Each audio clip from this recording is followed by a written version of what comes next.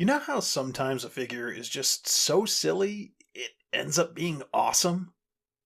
Let's talk about Legacy United QUAKE. If you like this content, you should consider supporting the channel. That was awesome, Motormaster. Thank you.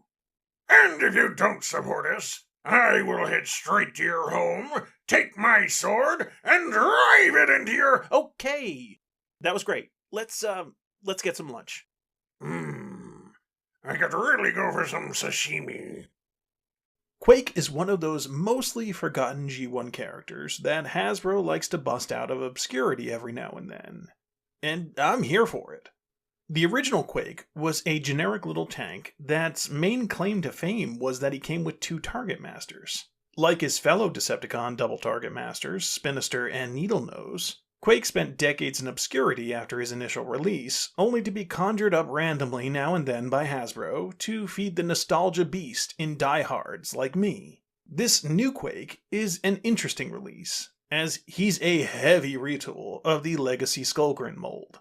Right off the bat, you can appreciate how much effort was put into this retool, as he looks almost exactly nothing like Skullgrin, or the G2 Trooper that I have to compare him to.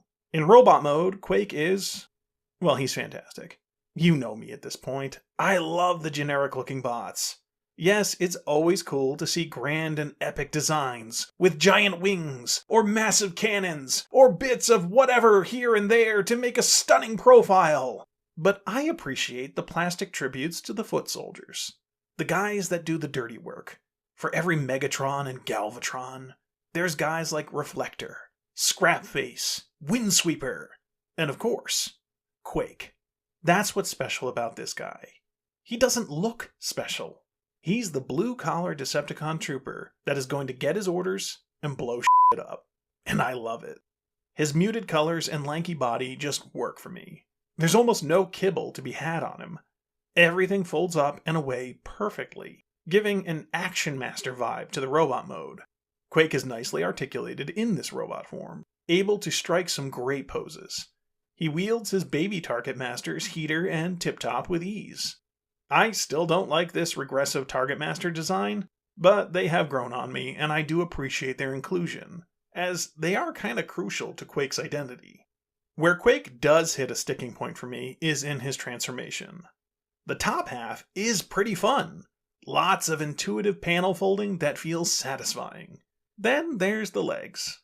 Hate is a strong word, but I think it's fair to say that this part of the transformation is not an enjoyable moment for me.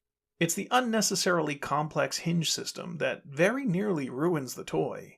But after a few goes, you do start to appreciate why it has to do what it does. And I will say, I like transforming Quake more than I did the G2 Trooper version. The result is almost an entirely new figure, where Skullgrin and G2 Trooper become things that Hasbro told us were tanks.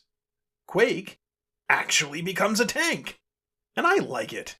The colors work even better in this mode, and I get a childlike joy popping his Target Masters on top. It's the kind of silly fun that you love to see in Transformers. The mode really only has 2 drawbacks. The first being the tank turret.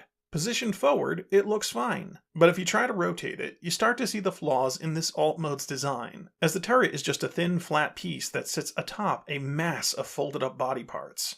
Rotating also causes the cannon to pop up. So really, Quake is another in a long line of Transformers tanks that don't have rotating turrets.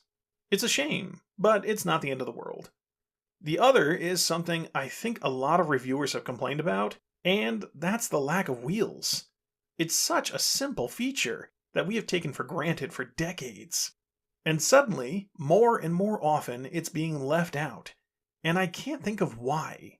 Because if these figures are still a kid's toy, then kids are going to play with them, which means rolling them in vehicle mode, which will lead to scratching up and possibly breaking the figure. It's just such a silly omission that nobody appreciates. So overall, I actually really like this figure.